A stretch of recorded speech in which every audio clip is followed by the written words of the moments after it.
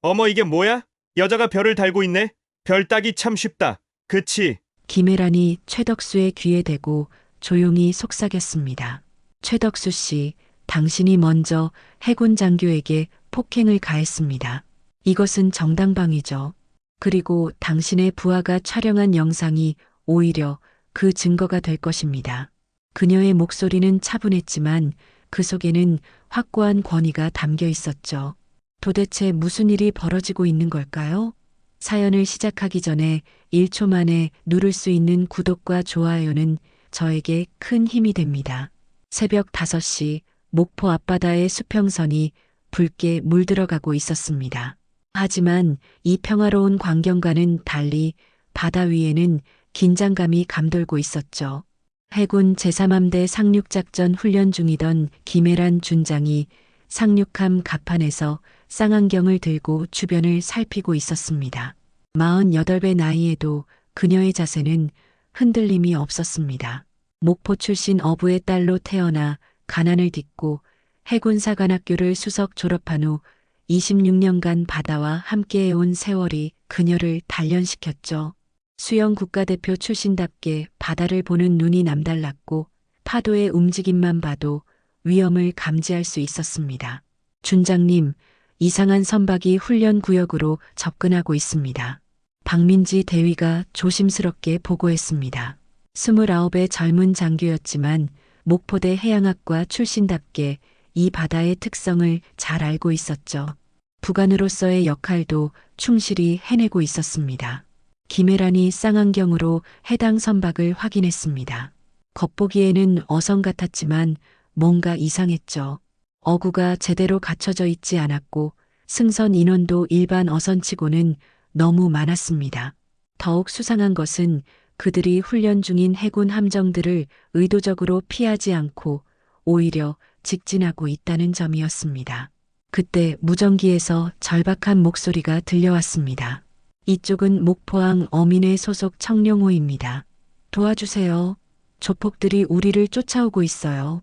목소리 주인은 문영호라는 어민이었죠. 45세의 그는 목포에서 30년째 고기잡이를 해온 베테랑 어부였습니다. 김혜란의 표정이 순식간에 굳어졌습니다. 고향 바다에서 이런 일이 벌어지고 있다는 사실에 분노가 치밀었죠.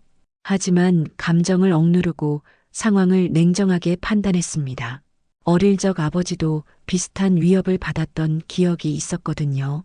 전 함정 비상대기, 민간인 구조작전으로 전환한다. 김혜란의 명령이 떨어지자 함정 안이 순식간에 긴장감으로 가득 찼습니다. 훈련 모드에서 실전 모드로 전환되는 순간이었죠. 해군 장병들의 움직임이 기계처럼 정확하게 바뀌었습니다. 쌍안경으로 다시 확인한 김혜란의 얼굴이 더욱 심각해졌습니다. 청룡호를 쫓고 있는 선박들이 명백히 일반 어선이 아니었거든요. 고속정에 가까운 형태였고 선상에는 흉기를 든 남자들이 위협적인 자세로 서 있었습니다. 박민지 대위가 급히 상황을 분석해서 보고했습니다. 준장님, 추격선이 총 3척이고 승선 인원은 10여 명으로 추정됩니다. 도주 중인 어선은 목포항 등록 선박이 확실하며 선장 문영호는 어민회에 등록된 정상적인 어부입니다. 접에 뭔가 심상치 않다. 김혜란이 중얼거렸습니다. 26년간 바다에서 쌓은 직감이 경고음을 울리고 있었죠. 단순한 어민들 간의 다툼이 아니라 조직적인 범죄의 냄새가 났습니다. 전속전진, 청룡호를 보호하라. 김혜란의 명령과 함께 해군 함정들이 일제히 움직이기 시작했습니다. 엔진 소리가 바다를 가르며 울려 퍼졌죠. 상륙함과 고속정 2척이 삼각 편대를 이루며 도주하는 어선 쪽으로 향했습니다. 조폭들의 고속정이 청룡호에 거의 근접한 상황이었습니다. 선두 고속정에서 한 남자가 확성기를 잡고 소리쳤죠. 문영호, 이 새끼야. 오늘 도망가봤자 소용없어. 너 같은 놈은 목포 바다에서 고기 못 잡게 해주겠다. 목소리에는 오랜 세월 이 지역을 장악해온 권력자의 오만함이 가득했습니다. 김혜란이 쌍안경으로 선두 고속정의 인물을 자세히 관찰했습니다. 50대 중반으로 보이는 남자였는데 값비싼 정장을 입고 있었지만 그의 행동 거지는 영락없는 조폭이었죠. 박민지 대위가 급히 신원을 확인해서 보고했습니다. 준장님, 저 인물이 최덕수로 추정됩니다. 목포 지역 조폭 조직 목포파의 두목이죠. 일명 목포 황제라고 불리며 20년간 이 지역 어업권과 건설업계를 사실상 장악하고 있습니다. 박민지의 목소리에는 걱정이 섞여 있었습니다. 최덕수라는 이름을 들은 순간 김애란의 기억이 되살아났습니다. 어릴 적 아버지가 어업 협박을 받았을 때 그 이름을 들었던 것 같았죠. 20여 년이 지났지만 여전히 이 바다를 괴롭히고 있었던 것입니다. 문영호 선장, 이쪽은 해군입니다. 즉시 우리 함정 쪽으로 접근하십시오. 김애란이 직접 무전기를 잡고 지시했습니다. 동시에 최덕수의 고속정들을 향해 확성기로 경고했죠. 추격 중인 선박들, 즉시 추격을 중단하고 원래 항로로 돌아가십시오. 하지만 최덕수의 반응은 예상과 달랐습니다. 오히려 더욱 대담하게 행동하기 시작했거든요. 그가 부하들에게 무언가 지시하는 모습이 보였고 곧이어 놀라운 일이 벌어졌습니다. 아, 해군 새끼들아. 최덕수가 확성기를 잡고 소리쳤습니다. 여기서 민간인한테 총질할 거야? 그럼 신문에 난다. 해군이 무고한 어민들 괴롭힌다고 대서특필 날 거야. 그의 말에서 치밀한 계산이 엿보였죠. 조현우 중령이 김애란에게 다가와 속삭였습니다. 준장님, 저놈이 언론 플레이를 노리고 있는 것 같습니다. 해군이 민간인을 위협했다는 기사를 만들어서 여론을 악화시키려는 의도로 보입니다. 해군 수사단장으로서 이런 수법을 여러 번 봐왔던 그였죠. 김애란은 즉시 상황을 파악했습니다. 최근 목포 원도심 재개발 사업이 한창이었는데 해군기지 때문에 진행이 더뎠다는 소식을 들었던 기억이 있었죠. 만약 해군에 대한 부정적 여론이 조성되면 기지 이전 압력이 거세질 것이고 그러면 재개발 사업이 급속도로 진행될 것이었습니다. 교활한 놈이군. 김애란이 이를 악물며 중얼거렸습니다. 하지만 이런 수법에 넘어갈 그녀가 아니었죠. 오히려 이 기회에 최덕수 일당의 실체를 완전히 폭로하기로 결심했습니다. 최덕수가 계속해서 도발을 이어갔습니다. 우리는 평화롭게 고기잡이하던 어민들이야. 해군이 무력으로 위협하고 있어. 이거 다 녹화되고 있으니까 알아둬. 그의 부하 중 한 명이 실제로 휴대폰으로 촬영하고 있었습니다. 하지만 바로 그때 문영호 선장의 절규가 무전기를 통해 들려왔습니다. 거짓말하지 마세요. 당신들이 저희를 20년 넘게 괴롭혀왔잖아요. 매달 상납금 받아가면서 어업권 빌미로 협박하고 그의 목소리에는 오랜 세월 쌓인 분노가 터져나오고 있었죠. 경고 사격 발사, 김애란의 명령과 함께 함포에서 공포탄이 하늘로 향했습니다. 쾅 하는 굉음이 바다 전체를 뒤흔들었죠. 갈매기들이 놀라 일제히 날아올랐고 잔잔했던 바다 위의 긴장감이 극도로 치솟았습니다. 최덕수의 고속정에서 잠시 동요가 일어났습니다. 하지만 놀랍게도 그는 여전히 후퇴하지 않았죠. 오히려 더욱 노골적으로 해군을 조롱하기 시작했습니다. 아, 진짜 쏠 거야? 그럼 더 좋지. 해군이 민간인한테 발포했다고 전국에 방송 탈 거야. 김애란의 눈빛이 차갑게 변했습니다. 최덕수의 의도를 완벽하게 꿰뚫어 보고 있었죠. 하지만 그녀에게는 다른 계획이 있었습니다. 문영호 선장님, 지금까지 최덕수 일당에게 어떤 피해를 당하셨는지 모든 것을 말씀해 주십시오. 우리가 다 기록하고 있습니다. 준장님, 그럼 저들의 언론 플레이에 말려드는 것 아닙니까? 박민지 대위가 걱정스럽게 물었습니다. 하지만 김애란은 확신에 찬 표정으로 대답했죠.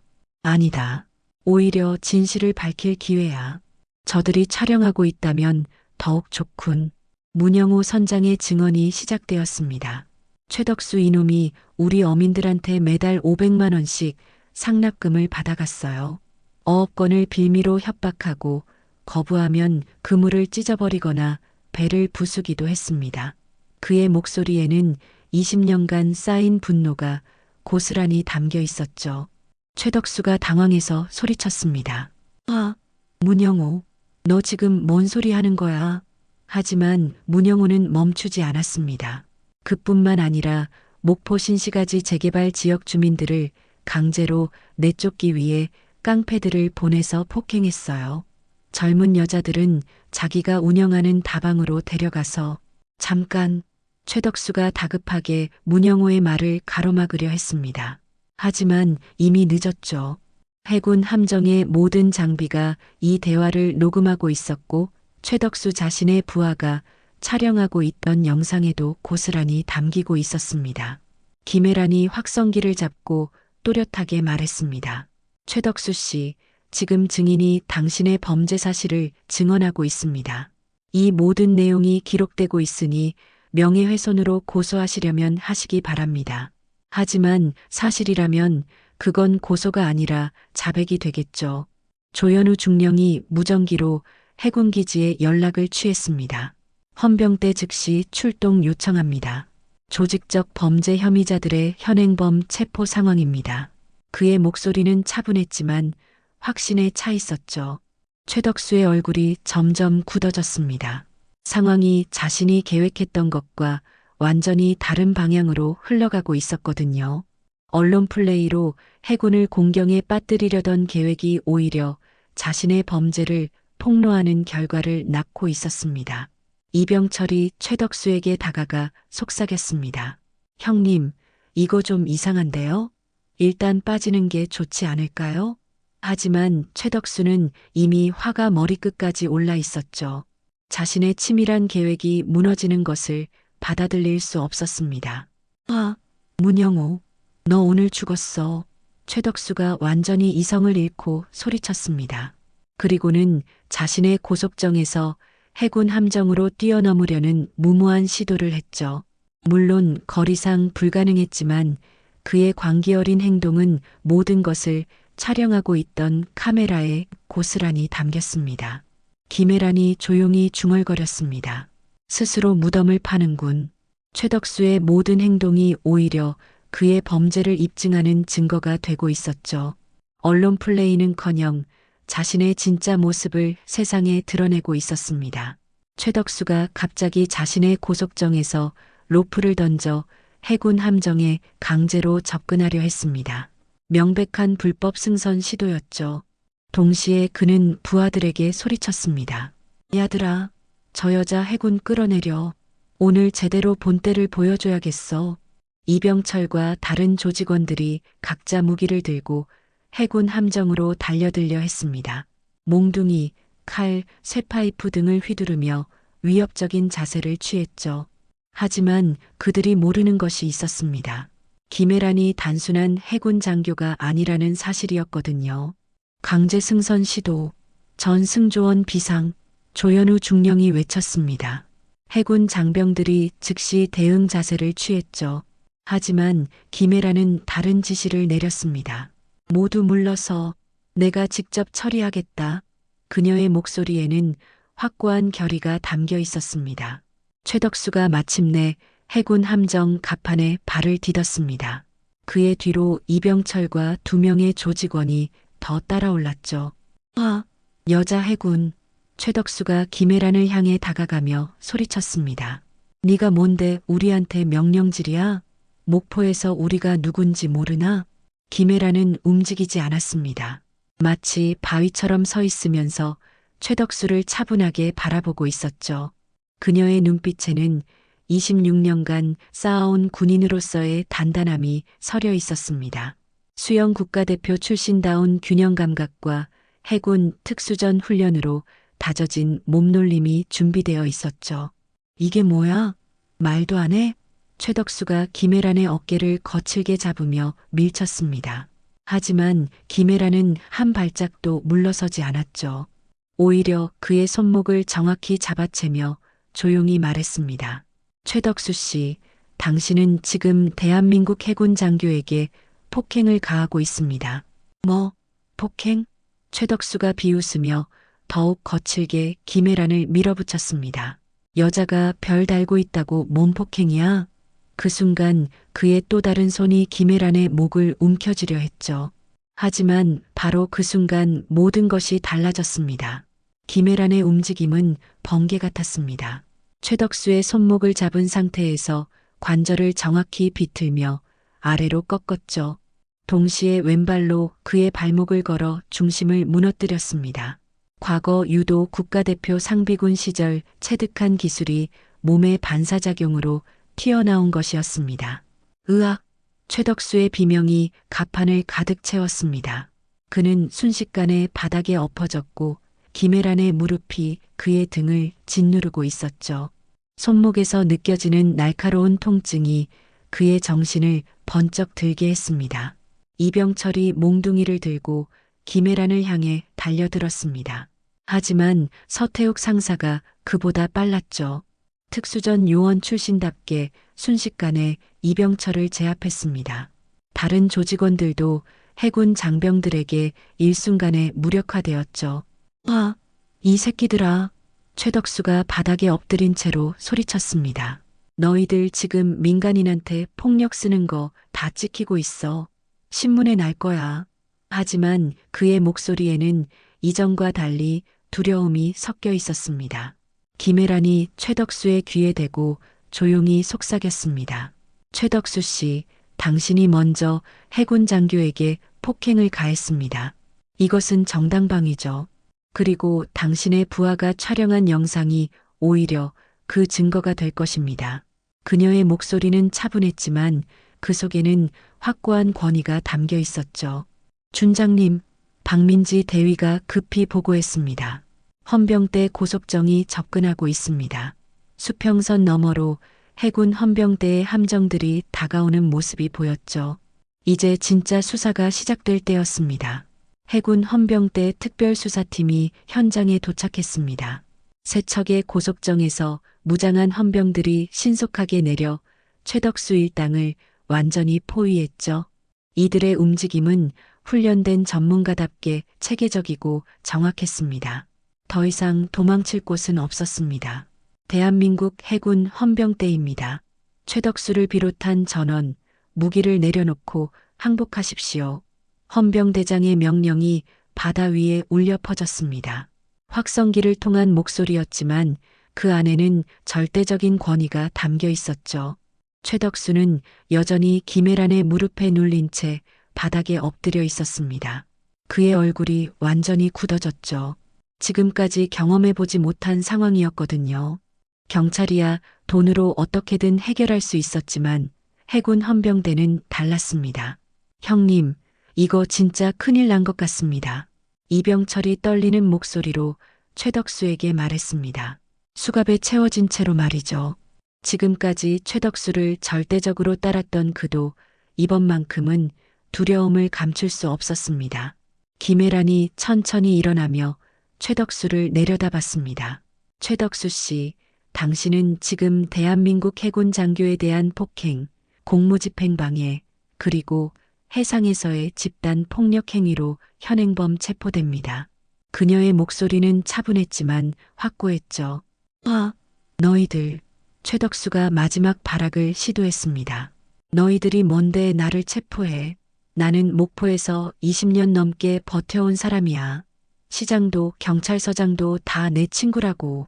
하지만 그의 목소리에는 이전의 확신이 사라져 있었죠. 헌병대장이 최덕수에게 다가가 차분히 말했습니다. 최덕수 씨, 당신이 누구와 친분이 있든 상관없습니다. 해군법 앞에서는 모든 사람이 평등하죠. 특히 해군 장교에 대한 폭행은 일반 폭행과 차원이 다른 중대 범죄입니다. 그때 문영호 선장이 청룡호에서 무전기를 잡고 증언을 시작했습니다. 해군님들, 최덕수 이놈의 진짜 정체를 말씀드리겠습니다. 그의 목소리에는 20년간 억눌려 있던 분노가 터져나오고 있었죠. 저놈이 목포 원도심에 있는 다방 3곳을 운영하면서 10대 소녀들을 성매매에 내몰았습니다. 문영호의 폭로가 시작되자 최덕수의 얼굴이 새하얘졌죠. 가정 형편이 어려운 아이들을 유인해서 빚을 지게 만든 다음 몸을 팔게 강요했어요. 최덕수가 다급하게 소리쳤습니다. 아, 문영호, 너 지금 뭔 헛소리 하는 거야? 증거도 없으면서. 하지만 문영호는 멈추지 않았습니다. 증거요? 충분합니다. 제 조카딸도 피해자였거든요. 김혜란의 표정이 더욱 차갑게 변했습니다. 미성년자 성매매 알선이라는 말을 들은 순간 이것이 단순한 지역 깡패의 일탈이 아니라는 것을 깨달았죠. 체계적이고 조직적인 범죄 집단이었던 것입니다. 헌병대장이 즉시 무전기를 잡았습니다. 본부에 보고합니다. 미성년자 성매매 알선 혐의 추가 확인. 수사 범위를 확대하여 목포 지역 전체 수사체제로 전환 요청합니다. 상황이 급속도로 확산되고 있었죠. 박민지 대위가 급히 보고했습니다. 준장님, 목포해양경찰청에서 연락이 왔습니다. 최덕수 일당에 대한 수배령이 여러 건 내려져 있다고 합니다. 어민 갈취, 폭행, 그리고 미성년자 성매매 알선 혐의로 말이죠. 이 정보가 확인되자 현장의 분위기가 완전히 바뀌었습니다. 단순한 해상 분쟁이 아니라 중대한 조직범죄 수사로 발전한 것이었죠. 김혜란은 이제 더욱 확신을 가지고 행동할 수 있었습니다. 최덕수는 이제야 상황의 심각성을 깨닫기 시작했습니다. 자신이 계획했던 언론 플레이는 완전히 실패했고 오히려 자신의 모든 범죄가 세상에 드러나게 된 것이었죠. 해군과 맞선 것이 그의 인생에서 가장 큰 실수였습니다. 최덕수 일당이 체포된 지 일주일 후 해군 헌병대 수사실에서는 충격적인 진실들이 하나씩 드러나고 있었습니다. 조현우 중령이 이끄는 특별수사팀이 목포 지역 전체를 뒤져가며 수집한 증거들은 상상을 초월하는 범죄의 전모를 보여주고 있었죠. 가장 충격적인 것은 미성년자 성매매 조직의 실체였습니다. 최덕수가 운영하던 다방 세 곳에서는 가정 형편이 어려운 10대 소녀들을 유인해 빚을 지게 만든 후 성매매를 강요해왔던 것이 밝혀졌습니다. 피해자는 총 17명, 나이는 15살부터 19살까지였죠. 조 중령이 수사 결과를 김혜란에게 보고했습니다. 준장님, 이건 단순한 지역 조폭이 아닙니다. 체계적이고 조직적인 범죄 집단이었어요. 특히 미성년자 성매매 부분은 정말 참담합니다. 그의 목소리에는 분노가 섞여 있었죠. 김혜란의 표정이 더욱 굳어졌습니다. 구체적으로 어떤 수법을 썼나요? 그녀는 이런 범죄에 대해서는 결코 관용을 베풀 수 없었습니다. 특히 미성년자가 관련된 사건은 더욱 그랬죠. 먼저 가정 형편이 어려운 소녀들에게 다방에서 일할 기회를 준다며 접근합니다. 조현우가 설명을 시작했습니다. 처음에는 단순한 서빙일을 시키면서 돈을 빌려주죠. 그 다음 빚이 불어나면 다른 일을 해야 한다며 성매매를 강요했던 겁니다. 그 과정에서 폭행과 협박은 기본이었습니다. 도망가려는 아이들은 조직원들이 감시했고 신고하려 하면 가족들을 위협했죠. 완전히 통제된 상황에서 아이들을 착취해온 것입니다. 김혜란이 주먹을 불끈 쥐었습니다. 그런 놈들을. 그녀의 목소리가 떨렸지만 이내 차분함을 되찾았죠. 피해자들은 지금 어떤 상태인가요? 치료와 보호가 우선이겠군요. 네, 이미 여성부와 연계해서 전문 상담 치료를 받고 있습니다. 조현우가 답했습니다. 그런데 준장님, 피해자 중 한 명이 꼭 감사 인사를 드리고 싶다고 합니다. 18살 박지은이라는 아이인데 다음 날 김혜란은 목포 해군기지 상담실에서 박지은을 만났습니다. 여전히 어린 얼굴이었지만 그 속에는 깊은 상처가 서려 있었죠. 하지만 김혜란을 보는 그녀의 눈빛에는 희망이 담겨 있었습니다. 준장님, 박지은이 떨리는 목소리로 말을 시작했습니다. 저희를 구해주셔서 정말 고맙습니다. 저는 정말 죽고 싶었어요. 매일매일이 지옥 같았거든요. 그녀의 눈에서 눈물이 흘러내렸습니다. 김혜란이 지은의 손을 가만히 잡았습니다. 이제 괜찮다. 더 이상 그런 일은 없을 거야. 그녀의 목소리는 따뜻했지만 확고했죠. 해군이 너희를 지켜줄 테니까 걱정하지 마. 최덕수 그 사람 정말 나쁜 사람이에요. 지은이 계속 말했습니다. 저희 같은 아이들을 돈벌이 수단으로만 생각했어요. 인간 취급도 안 했고. 하지만 준장님 덕분에 이제 새로 시작할 수 있게 됐어요. 김혜란의 마음이 뭉클했습니다.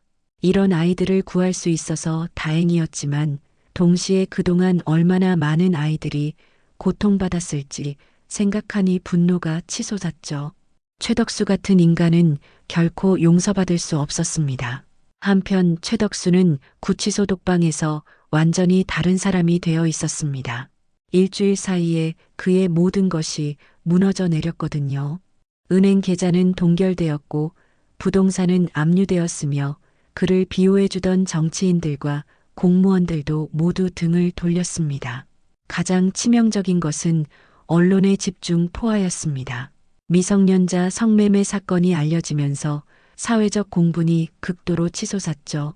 온라인에서는 최덕수 관련 검색어가 실시간 순위 상위권을 차지했고 모든 댓글이 그를 규탄하는 내용들이었습니다. 최덕수의 군사재판이 열린 날 목포 해군기지 재판정에는 전례 없는 광경이 펼쳐졌습니다. 방청석에는 그동안 최덕수 일당에게 피해를 당했던 어민들과 상인들뿐만 아니라 성매매 피해자들의 가족들까지 가득 찼죠. 이들의 얼굴에는 오랫동안 억눌려 있던 분노와 함께 정의가 실현되기를 바라는 간절함이 담겨 있었습니다. 군사재판장이 최덕수를 향해 죄목을 읽어 내려갔습니다. 피고인 최덕수는 20년간 조직적으로 어민들을 갈취하고 협박했으며 미성년자 17명을 상대로 성매매를 알선 및 강요했습니다. 또한 대한민국 해군 장교에 대한 폭행과 공무집행방해 등의 죄를 저질렀습니다. 김혜란 준장이 증인석에 섰습니다. 군복에 달린 두 개의 별이 재판정의 조명을 받아 엄숙하게 빛나고 있었죠. 그녀는 차분하지만 확고한 목소리로 증언을 시작했습니다. 피고인 최덕수는 바다 위에서 민간인을 추격하여 위협한 후 해군 함정에 불법 승선하여 저에게 직접적인 폭행을 가했습니다. 최덕수는 피고인석에서 고개를 푹 숙이고 있었습니다. 한 달 전 바다 위에서 보여줬던 오만함은 온데간데 없이 사라졌죠. 수사 과정에서 그의 모든 범죄가 낱낱이 드러났고 그를 비호해주던 사람들도 모두 등을 돌렸습니다. 문영호 선장이 증인으로 나서 목소리를 높였습니다. 저희 어민들은 20년 넘게 저 사람 때문에 지옥 같은 나날을 보냈습니다. 매달 상납금을 바치지 않으면 그물을 찢고 배를 부쉈어요. 경찰에 신고해도 소용없었습니다. 다 저놈들이랑 한통속이었거든요. 방청석에서 어민들의 분노가 터져나왔습니다. 맞아요. 우리가 얼마나 고생했는데. 하지만 재판장이 정숙을 요구하자 다시 조용해졌죠. 그들의 눈에는 수십 년 만에 정의가 실현되는 것을 보는 감격이 가득했습니다. 가장 충격적인 증언은 성매매 피해자 가족들의 것이었습니다. 박지은의 어머니가 눈물을 흘리며 증언대에 섰죠.